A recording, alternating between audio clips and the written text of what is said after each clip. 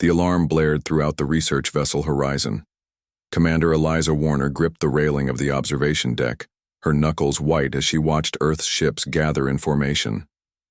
The blue planet hung behind them, seeming small and fragile compared to the vast emptiness of space around it. "Commander Admiral Carter requests your presence in the war room," said a young officer beside her. His voice shook slightly. Eliza nodded. "Tell him I'm on my way." She took one last look at the growing fleet. 200 ships.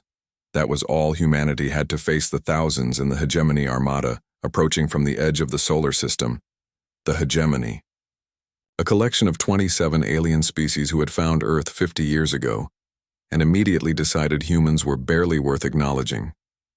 For decades, they had restricted humanity to their solar system, taken their resources, and treated them like children. Humans had tried to be diplomatic to prove their worth through science and art. None of it mattered.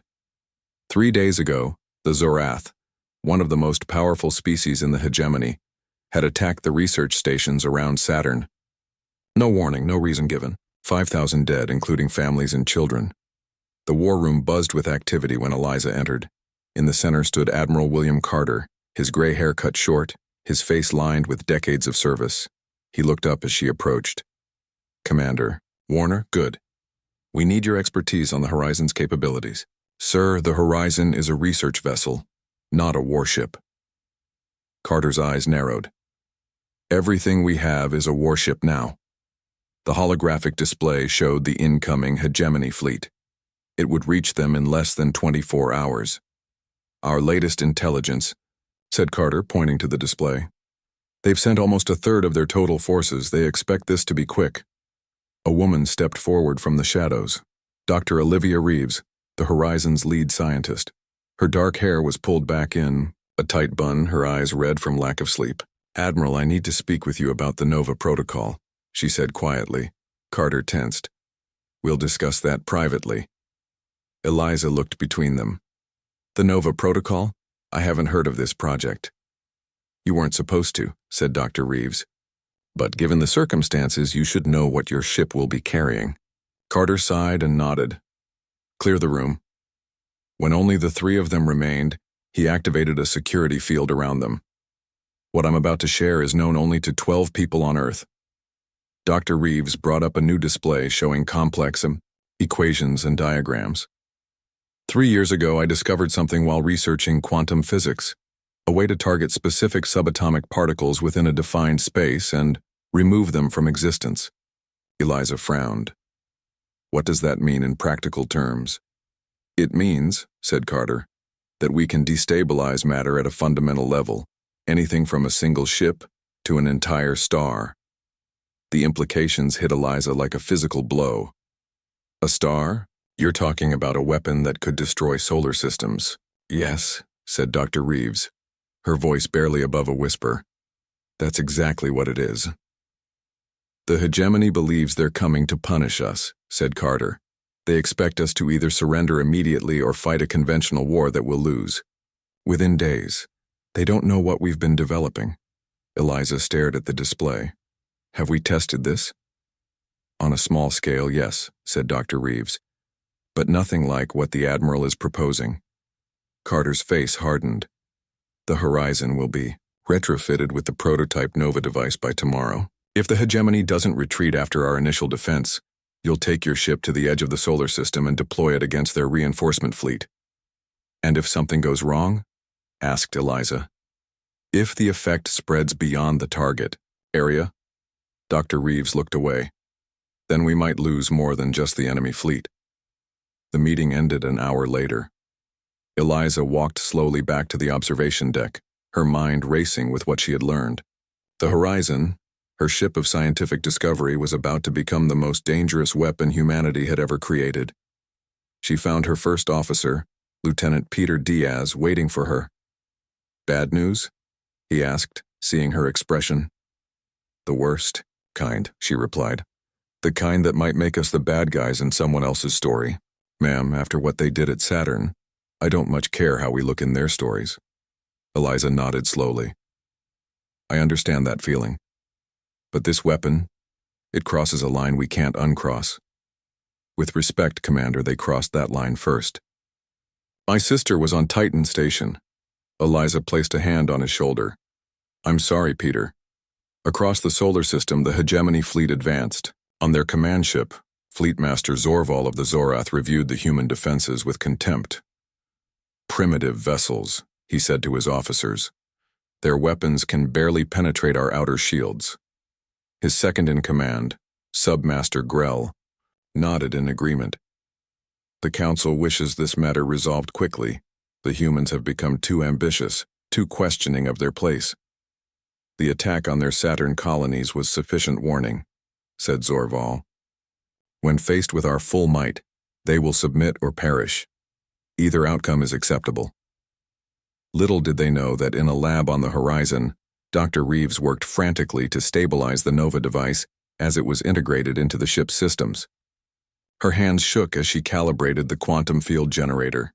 This will change everything, she whispered to herself, for better or worse. The next morning, Admiral Carter addressed Earth's combined fleet. His face appeared on screens throughout, every ship as he stood tall in his formal uniform. Men and women of Earth, he began. Today we face an enemy that believes us weak, an enemy that has treated us as lesser beings since the day we met them, an enemy that killed thousands of our people without provocation or warning. He paused, his eyes intense. They expect us to die quietly. We're going to show them that humanity doesn't know how to do either. On the horizon, Commander Warner gave the order to move into position. As her ship joined the defensive line, she looked once more at the Earth behind them, blue, beautiful, and blissfully unaware of the terrible power about to be unleashed in its name. The first hegemony ships entered weapons range. Humanity's last war had begun. 6 months had passed since the first battle. 6 months that had changed everything. Lieutenant George Rivera stood on the bridge of the stealth corvette Wraith, watching the stars through the view screen. His ship drifted silently at the edge of the Vega Prime system. Ahead of them lay the largest shipyard in hegemony space. Behind them lay the scattered remains of what had once been the pride of the Zorath fleet. Status report, he said quietly. His second-in-command, Lieutenant Kate Morgan, checked her console.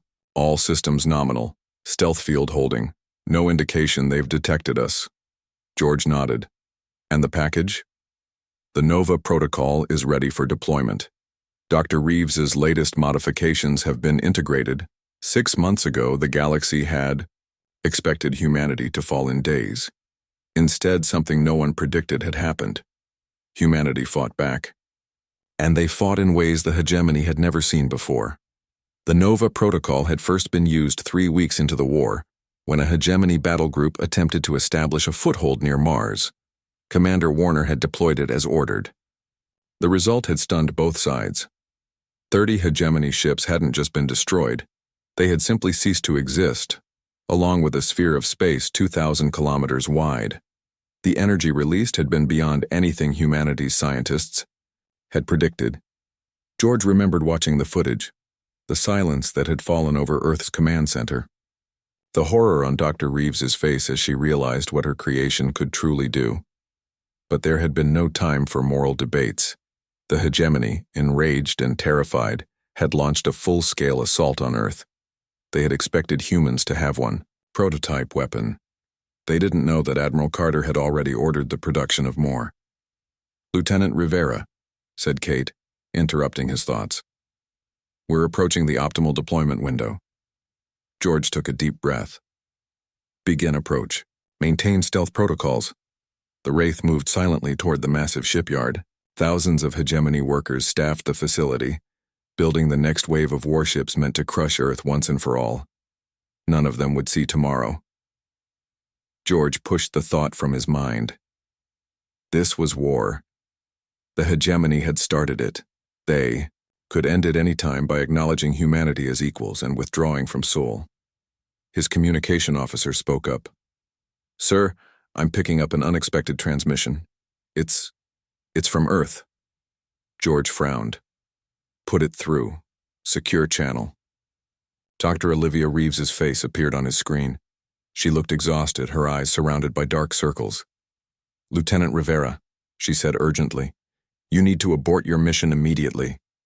George stared at her in shock. "Doctor, we're already in position. The shipyard is right in front of us." The latest simulations show that using the NOVA protocol near a star system with Vega Prime's specific properties could trigger a cascade effect. The star itself could destabilize. Kate looked up sharply. "The entire system, but that's billions of lives," Dr. Reeves finished for her. "Not just Zorath. There are multiple species living in that system, including some that oppose the war." George felt cold. "Does Admiral Carter know about this?" Dr. Reeves's expression hardened. "He does. His orders stand." The bridge fell silent. George looked at his crew, seeing his own conflict reflected in their faces. "Doctor," he said finally, "if we abort, the shipyard continues producing vessels that will attack Earth. Millions of our people could die. And if you proceed, billions will definitely die, including children and civilians who never wanted this conflict. We'll have committed the single greatest atrocity in galactic history." Her voice broke slightly. "My research was meant to help humanity, not turn us into monsters." Before George could respond, his tactical officer called out, "Sir, hegemony, patrol vessels approaching our position. They haven't seen us yet, but we need to move now or risk detection." George had seconds to decide: follow orders and complete the mission, or listen to the scientist who had created the very weapon he was ordered to use. "Lieutenant Morgan, modify the NOVA protocol targeting parameters. Minimum yield, focused solely on the central shipyard facilities." Kate looked surprised but nodded. "Yes, sir. Recalibrating now." "Will that be enough to prevent the cascade effect, Doctor?" George asked. Dr. Reeves looked uncertain. "It should be. The calculations suggest the danger comes from exceeding a specific energy threshold near the star." "Sir," Kate interrupted, "patrol ships are changing course. I think they've detected something." George made his decision. "Deploy the NOVA protocol. Targeted strike only." The Wraith released its payload, a small probe that moved unseen toward the heart of the shipyard. As soon as it reached its destination, George gave the final command: "Activate." For a moment, nothing seemed to happen. Then silently, a sphere of pure darkness appeared where the center of the shipyard had been. It lasted only seconds before collapsing in on itself. When it cleared, the central hub of the shipyard was simply gone. No explosion, no debris, just absence where something massive had once been. Alarms blared throughout the Vega system as the hegemony realized they were under attack.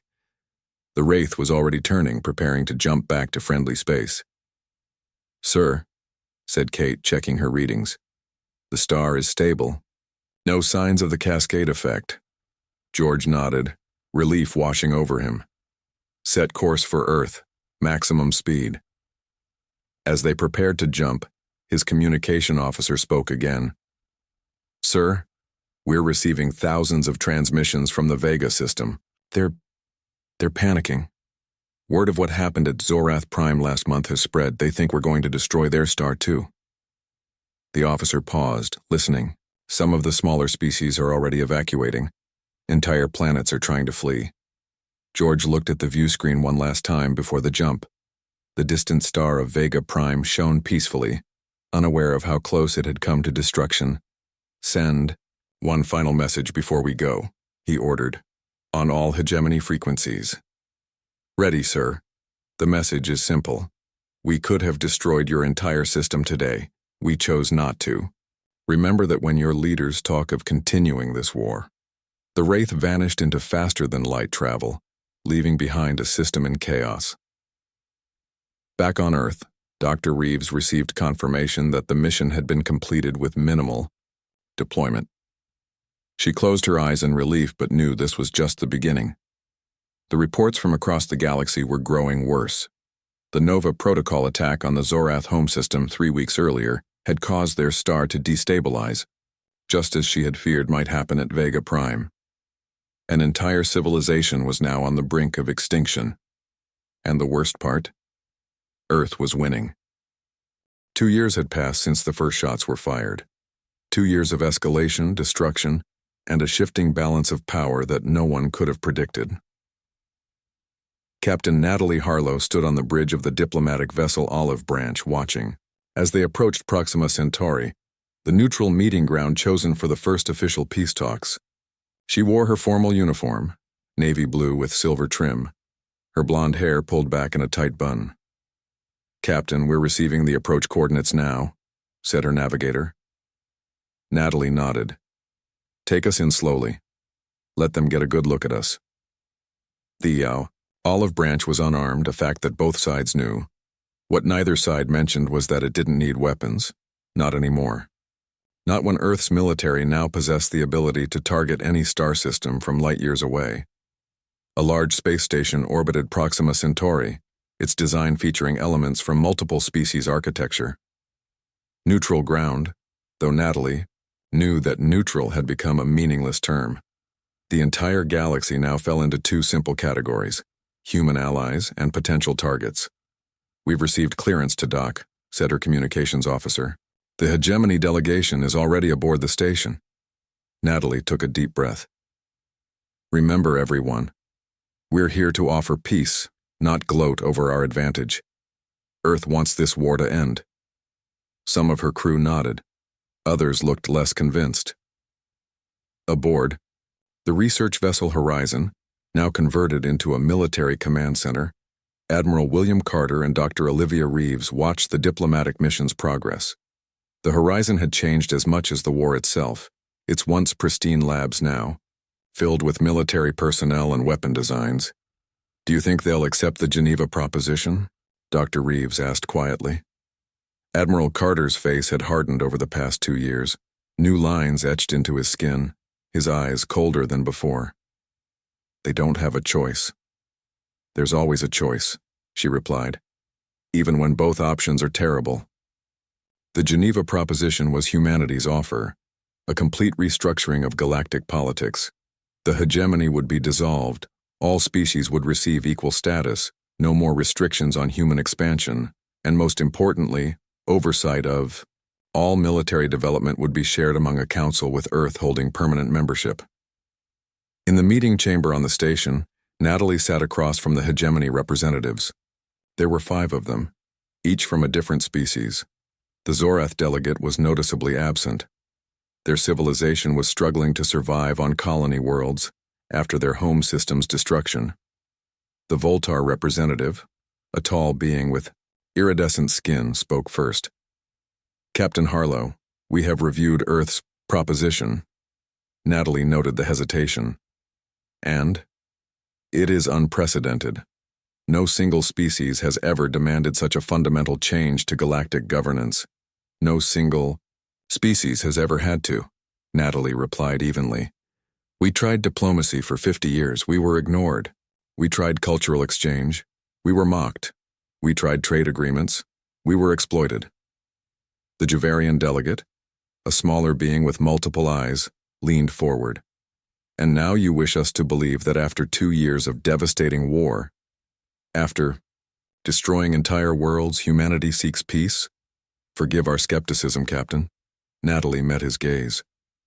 "We never wanted war. You brought it to our doorstep. We simply proved better at it than you expected." The tension in the room was thick enough to cut. Natalie could see the fear in their postures, carefully hidden behind diplomatic masks. They were terrified of humanity now. The entire galaxy was. Back on the Horizon, Dr. Reeves excused herself from the command center. She walked to her private lab, the one place on the ship still reserved for her personal research. Once inside, she locked the door and activated a privacy field. A holographic display appeared, showing complex equations and simulations. She had done it. After months of secret work, she had developed a countermeasure to the NOVA protocol, a way to neutralize the weapon she had created. She hadn't told Admiral Carter. She hadn't told anyone. The military leadership had changed over the past 2 years, becoming harder, more focused on dominance than defense. Some days she barely recognized William Carter as the same man who had once spoken of protecting Earth. Her communication panel beeped, a private channel, heavily encrypted. She hesitated, then accepted the call. Lieutenant George Rivera's face appeared. He looked tired, his once clean uniform now worn, his eyes carrying the weight of what he had seen. "Doctor, I got your message. Are you sure about this?" She nodded. "The countermeasure works. I've tested it in simulation 100 times. And, you're sure Carter doesn't know?" "Positive. But there's more. I've discovered that certain factions within Earth's government are using this war to push for something beyond peace." George frowned. "What do you mean?" "They're calling it the Pax Humana, permanent military dominance. They don't want equality with the hegemony species. They want subjugation." The irony wasn't lost on either of them, humans becoming what they had once fought against. On the neutral station, the negotiations had reached a critical point. "The Voltar Dominion is prepared to accept most of Earth's terms," said their representative, "but we cannot agree to human oversight of our colony worlds." Natalie maintained her composure. "Those terms aren't negotiable. We've seen what happens when we trust the hegemony to act in good faith." The meeting was interrupted as alarms suddenly blared throughout the station. The station's administrator, a member of a neutral species, rushed into the room. "Multiple hegemony warships have just appeared in the system. They're on an attack vector toward Earth." The hegemony delegates looked as surprised as Natalie felt. This wasn't part of their plan. "Your leadership said this was a genuine peace conference," Natalie said, rising to her feet. "It is. We don't know anything about this attack," the Voltar representative insisted, real fear in his voice. Natalie activated her secure comlink. "Admiral Carter, are you seeing this?" Carter's voice came through clearly. "We are, Captain. Return to your ship immediately. We'll handle this." The handling came less than an hour later. The hegemony fleet vanished mid-jump toward the Sol system, caught in a previously unknown human defensive application of the Nova Protocol. Not a single ship survived. As Natalie's ship departed the station, she looked back at the frightened delegates she'd left behind. They now understood the true scope of humanity's power. They could strike anywhere, anytime, without warning. The message was clear. Peace would come on humanity's terms, or it wouldn't come at all. And yet, as she set course for Earth, Natalie couldn't help but wonder what they were becoming. The line between defending yourself and becoming the aggressor could be frighteningly thin. Perhaps Dr. Reeves and Lieutenant Rivera were right to be concerned. 5 years into the war, the galaxy had become a very different place. A third of all habitable worlds now bore the scars of Nova Protocol deployments. Entire star systems sat empty, their planets evacuated as their people fled from humanity's. Reached Commander Samuel Reynolds stood on the bridge of the Earth warship Redemption, watching the tactical display as his fleet pursued retreating hegemony forces. What remained of the once mighty alien alliance was now running toward their core worlds, abandoning outer colonies and military outposts. "Sir, we've tracked their jump coordinates," reported his tactical officer. "They're heading for the Orion cluster." Samuel nodded. "Prepare to follow. Alert all ships in the fleet." 5 years ago, he had been a junior officer on a small patrol vessel. Now he commanded 20 ships, each armed with weapons that could destroy entire worlds. The rapid rise through ranks had been common as Earth expanded its military, building new vessels and training crews as quickly as possible. "Commander," called his communications specialist, "I'm picking up unusual transmissions from the hegemony fleet. They're heavily encrypted, but I've managed to isolate fragments. Can you decode them?" "Working on it now, sir. The encryption is complex." Samuel studied the star chart. The Orion cluster contained 3 of the remaining hegemony core worlds. If they continued their retreat, they would soon run out of places to hide. "Sir, I've broken through part of the encryption," the specialist called out, her voice tight with alarm. It's about a biological weapon, something designed, specifically, to target human DNA." Samuel's blood ran cold. "Are you certain?" "Yes, sir. They're calling it Final Solution. It appears to be a last resort option." The bridge fell silent. A biological weapon targeting humans would be devastating. The Nova Protocol could destroy ships and worlds, but it couldn't reach into every corner where human life existed. A virus could. Samuel opened a secure channel to Earth Command.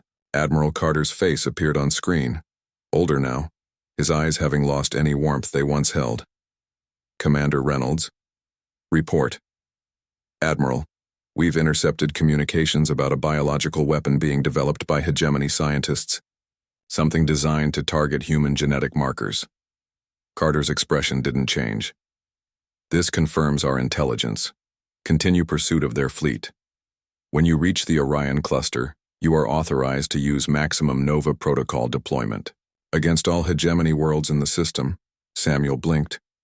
All worlds, sir? That would include civilian populations of over 15 billion. Those civilians support the military that would use this weapon against us, Carter replied coldly. You have your orders, Commander. The transmission ended before Samuel could respond. His second-in-command, Commander Lily Chen, approached quietly. Sam, you don't look good. 15 billion people, Lily. He wants us to kill 15 billion people. They were going to release a virus that would kill all humans, she reminded him. Some of them were. They're military. They're scientists. Not children. Not ordinary people just trying to live their lives. He shook his head. What happened to us? 5 years ago, we were the victims. Now, Lily had no answer for him. On Earth, Dr. Olivia Reeves walked through the corridors of what had once been a university and was now a military research facility. Her security clearance gave her access to nearly every part of the building, but one section remained off-limits even to her. She had heard rumors about what went on behind those doors. New weapons being developed. Things even worse than the Nova Protocol. Her private communication device vibrated. A message from Lieutenant Rivera, who had been promoted to captain after his successful missions. They had built a network of like-minded officers and scientists over the past 3 years. People who believed the war had gone too far. The message was simple. It's time. Dr. Reeves entered her lab and locked the door. She activated her security countermeasures to block surveillance, then accessed her hidden files. The Nova Protocol countermeasure was complete. With this device, they could neutralize any Nova Protocol weapon before deployment. But first, they needed to reach Admiral Carter and the other military leaders who had become blinded by power. In the Orion cluster, Commander Reynolds' fleet emerged from faster-than-light travel. Ahead of them lay the retreating hegemony ships, now taking up defensive positions around their home worlds. Sir, I'm picking up civilian evacuation ships, reported the sensor officer. Thousands of them, they're trying to flee the system. Samuel watched the display. Millions of ordinary beings, loading their families onto any vessel that could carry them, desperate to escape what they knew was coming. His orders were clear. Maximum Nova Protocol deployment against all targets in the system. No survivors. Sir? Lily prompted. Your orders? Samuel made his decision. Target the hegemony military vessels only. Avoid the civilian ships and evacuation corridors. Lily looked relieved but concerned. Sir, that directly contradicts Admiral Carter's orders. I'm aware of that, Commander. On the tactical display, he could see the evacuation corridor. A stream of ships trying to escape the system. If they deployed the Nova Protocol as ordered, all of those ships would be caught in the effect. Samuel opened a channel to the fleet. All vessels, this is Commander Reynolds. Target hegemony military ships only. I repeat, military targets only. Civilian evacuation corridors are to be given wide berth. Acknowledgements came in from most ships. 2 captains requested clarification, citing Admiral Carter's orders. I take full responsibility for this change in mission parameters, Samuel told them. If you cannot follow my orders, withdraw from the combat zone immediately. 1 ship broke formation, then another. 3 remained with the redemption. The sensor officer called out, Sir, the hegemony flagship is powering weapons. They're targeting the civilian evacuation ships. What? Samuel leaned forward. Why would they fire on their own people? The communications specialist was working frantically. I'm intercepting their communications. The flagship is under orders to prevent evacuation. They're saying anyone who runs from humans is a traitor to the hegemony. Samuel couldn't believe what he was hearing. Move to intercept, protect those civilian ships. The Redemption surged forward, placing itself between the Hegemony flagship and the evacuation corridor. Sir, they're charging weapons. Hold position, Samuel ordered. Open a channel to their commander. The alien face that appeared on screen was one Samuel recognized. Fleet Marshal Grath, one of the highest-ranking Hegemony military leaders. Human vessel, Grath snarled. Remove yourself from our space or be destroyed. You were targeting your own civilians, Samuel replied. We will not allow that. They flee rather than fight. They are useless. Samuel shook his head. They are innocent. This war is between our militaries, not our civilians.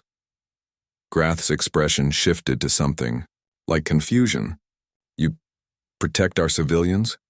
After all your forces have done?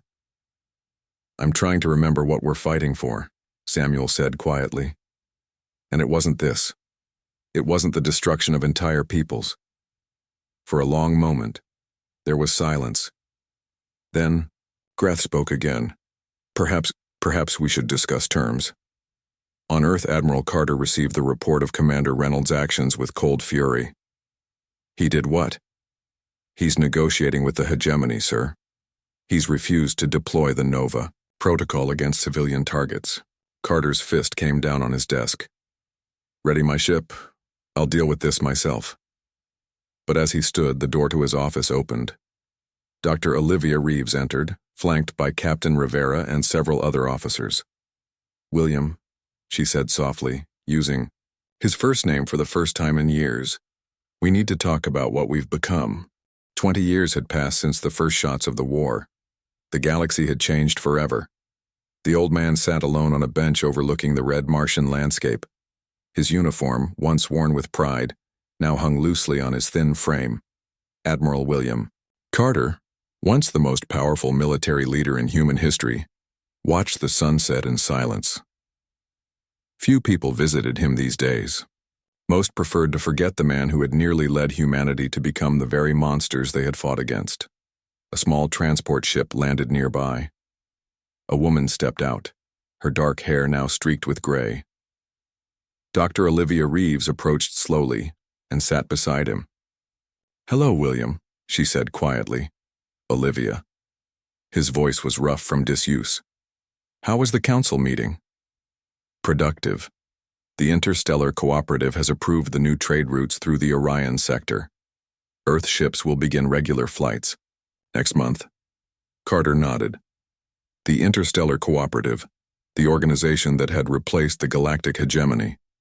An alliance of equals, where humanity held significant influence but deliberately not control. His greatest failure, according to some. His unwitting legacy, according to others. And the monument worlds? He asked. The preservation work continues. Zorath Prime will be the last to be sealed. She paused.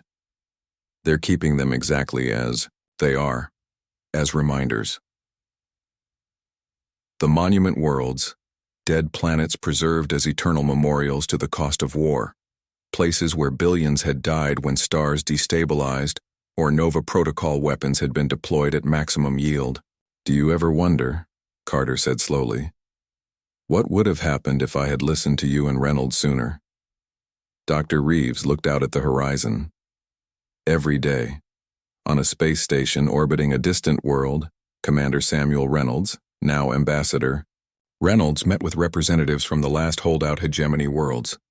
His hair had grayed at the temples, but his back remained straight, his gaze clear and direct. The cooperative offers full membership, he explained. Equal representation on all councils. Protection under the doctrine of mutual assured preservation. The alien representatives exchanged glances. They belonged to species that had once been among the most aggressive in the hegemony. Now they were among the last to join the new galactic order. How can we trust that humans won't simply take control of the cooperative as you grow stronger? Asked one, his scaled skin reflecting the light. Samuel smiled slightly. Because we built safeguards against exactly that. No species, including humans, can hold more than 20% of leadership positions. The Nova Protocol and all similar weapons are sealed away, with multiple species holding the keys to their containment. He leaned forward. Most importantly, we remember. We all remember what happens when one group believes they're superior to others. Across the galaxy, on a world once ravaged by war, Captain George Rivera, now a much older man, worked alongside a team of aliens and humans. What had once been a military unit was now the Interstellar Disaster Response Team. They moved through the ruins of an ancient city, clearing debris and setting up shelters. A natural disaster had struck this world, and they had come to help. George worked silently, his focus intense. Each life saved here was, in some small way, atonement for those he had taken during the war. He had never forgotten the missions he had carried out, the Nova Protocol deployments he had ordered. A young alien approached him cautiously. "Captain Rivera, we've located survivors in the eastern sector." George nodded and gathered his equipment. As they walked, the young alien spoke again. "Is it true you served in the Severance War?" "It is. My parent says you were one of the ones who stopped it from getting worse, that you and others refused orders that would have destroyed even more worlds." George didn't respond immediately. Finally, he said, "Sometimes the bravest thing is not following orders." On Earth, Captain Natalie Harlow, now General Harlow, stood before a group of new recruits. They were a mixed group, humans alongside members of a dozen alien species. The first truly integrated military force in galactic history. "The force you are joining," she told them, "is not designed for conquest. It exists to protect, to preserve, to defend all peoples of the cooperative equally." She paced before them, her gaze sharp. "You will learn not just how to fight together, but how to understand each other, how to see the universe through eyes different from your own." She stopped and looked out at their faces. So many different forms, different biologies, united in purpose. Because when we fail to understand each other, we create enemies where none need exist. Later that evening, Dr. Reeves attended a small gathering in her honor. After decades of work, she was retiring from her position on the Cooperative Council. A young journalist approached her. "Dr. Reeves, you were at the center of both the war and the peace. Looking back, what do you think is the most important lesson the galaxy learned?" Olivia considered the question carefully. "That fear goes both ways. The hegemony feared humanity's potential, so they tried to control us. We feared their power, so we created weapons that terrified them. In the end, it was only when both sides realized that mutual destruction was inevitable that we found a path to peace." "And the Nova Protocol?" the journalist asked. "Do you regret creating it?" "I regret that it was necessary," she replied honestly, "but I don't regret the peace it eventually helped create."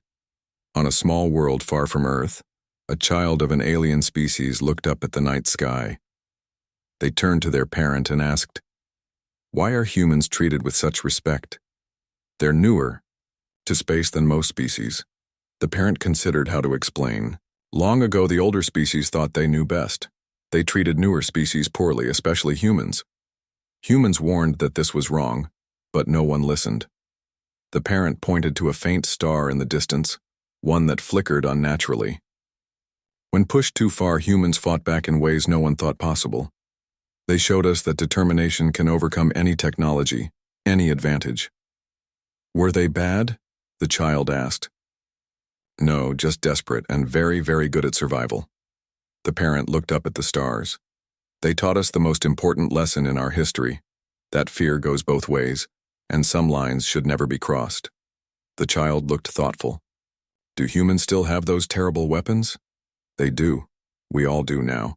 But we've all agreed never to use them." The parent smiled gently. "And that agreement works because every species now understands what humans were willing to do when they had no other choice." Back on Mars, Admiral Carter and Dr. Reeves watched as the sun finally dipped below the horizon. "Do you think it will last?" Carter asked. "This peace?" Olivia nodded slowly. "It has to. We've all seen the alternative.